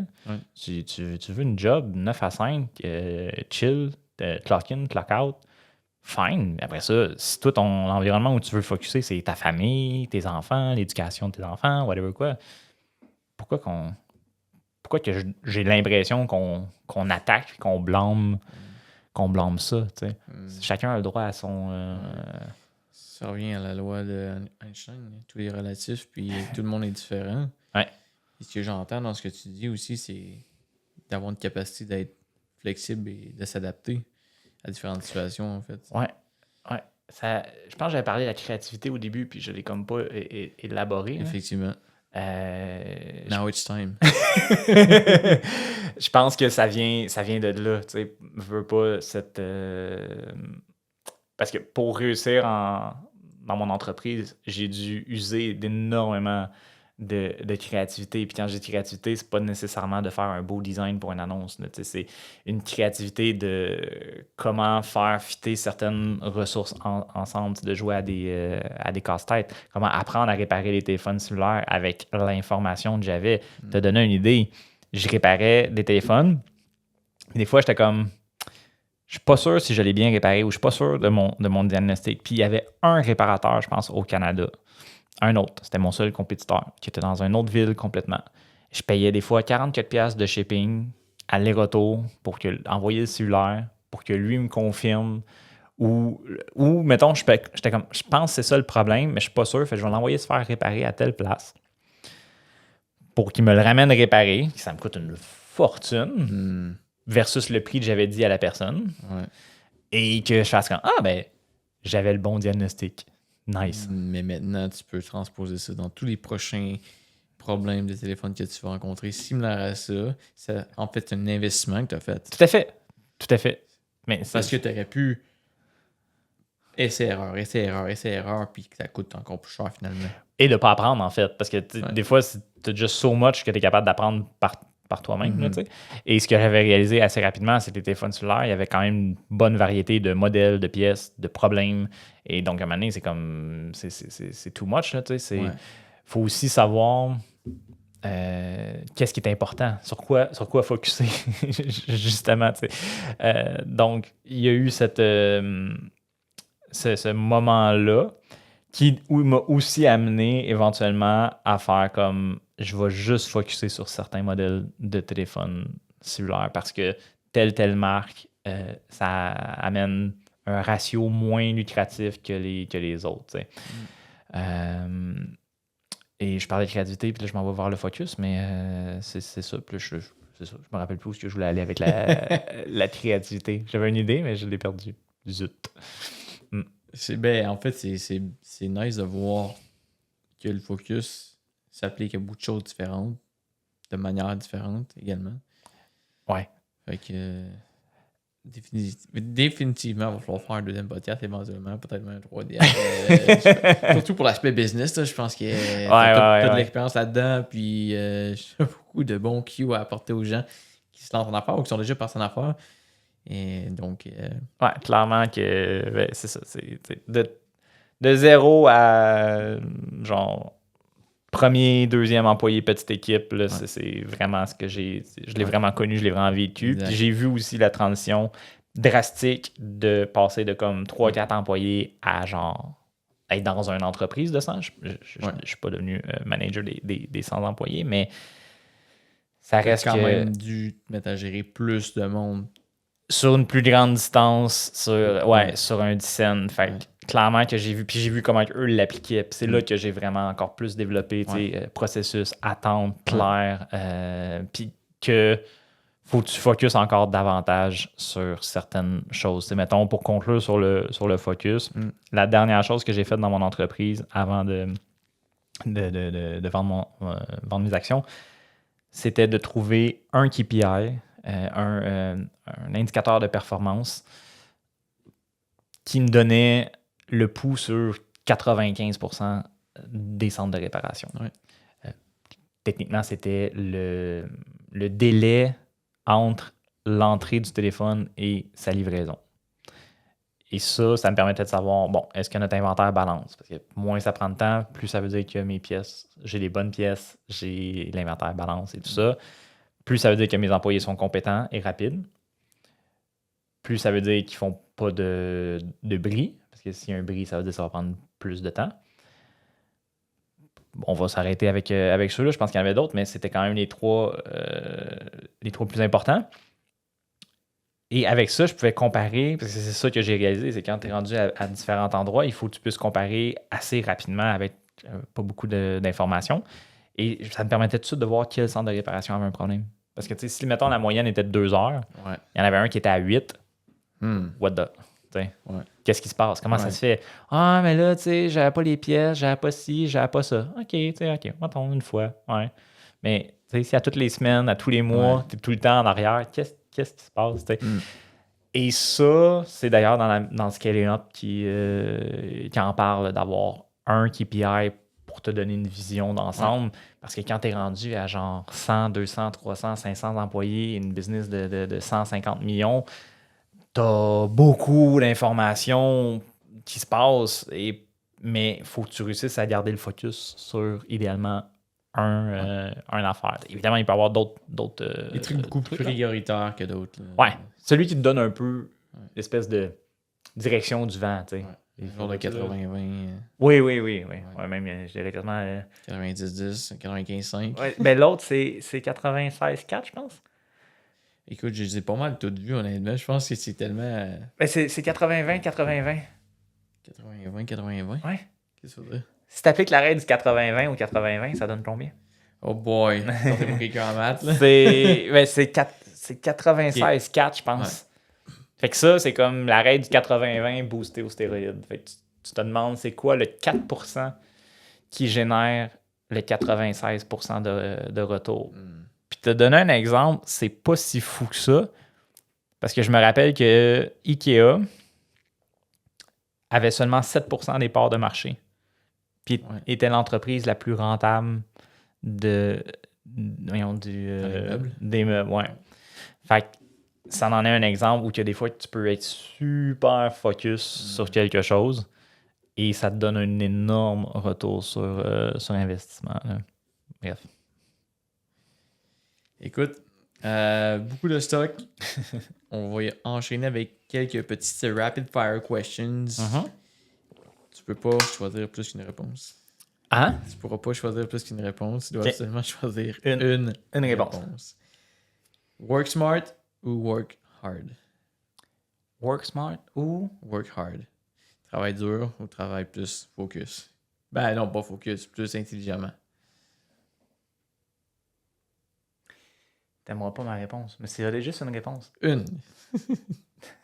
Travail difficile d'abord, travail smart ensuite. OK. T'avais le droit à une, mais bon. Pénalité. Travail smart.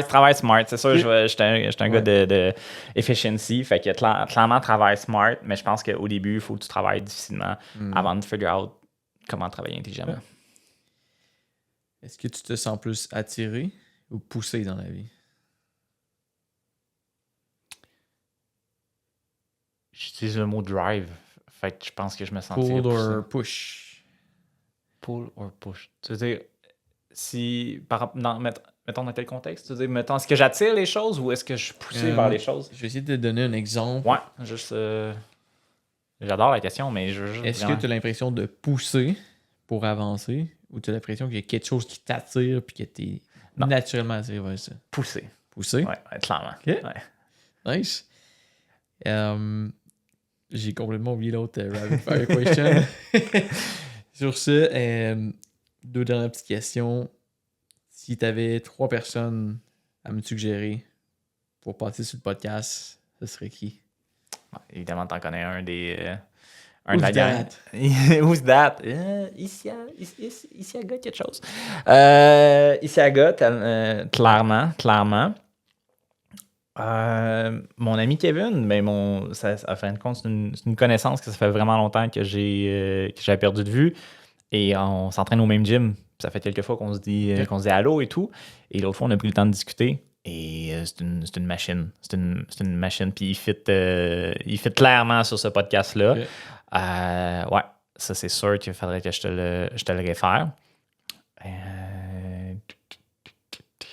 Quelle autre personne que je peux penser. Ben, il reste que. Mon premier mentor / un des propriétaires avec qui j'ai mergé, il s'appelle Danny. Ça serait. Voyons. Ce gars-là, c'est fou. Le mix spirituel et entrepreneur, t'auras jamais vu les deux ensemble. Le gars pouvait littéralement, genre, il va comme faire, je ferai pas mon meeting tout de suite, ou il va se planifier une méditation avant un meeting, il va littéralement s'arrêter, méditer, visualiser le meeting, puis après ça, il va rentrer dans le meeting, man, puis être, je vais pas dire requin, parce que le requin aurait peut-être une mauvaise connotation, mais il va être businessman as fuck, super logique, un esprit super rationnel, tac, puis juste avant, genre, il méditait. J'adore. fait que ça m'a été une grande révélation pour moi de rencontrer cette personne-là, parce que je l'ai rencontré dans un contexte plus conférence, développement personnel. Il m'a enseigné la méditation, puis après ça, on est devenu partner dans la business. Fait que j'ai pu voir tous ces côtés de médaille-là, en fait. Là, et ouais, c'est quelqu'un qui m'a vraiment flabbergasté de par ses extrêmes dans les deux. Là. Ouais, wow, clairement. C'est quand même quelque chose. Je suis très intrigué. Là. C'est sûr que... ouais. All right. Nice. Merci beaucoup.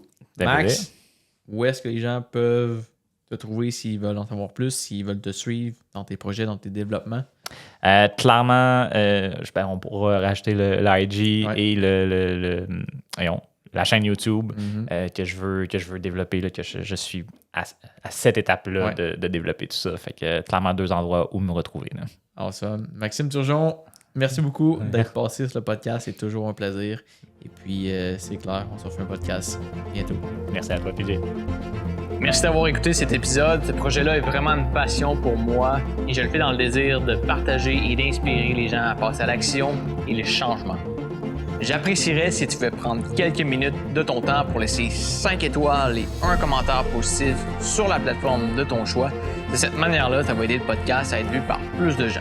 Et finalement, si tu as envie d'être le premier à faire partie d'une communauté maître de soi, je t'invite à m'envoyer un message sur Instagram à maître.de.soi ou encore via le site internet au www.maîtredesoi.com.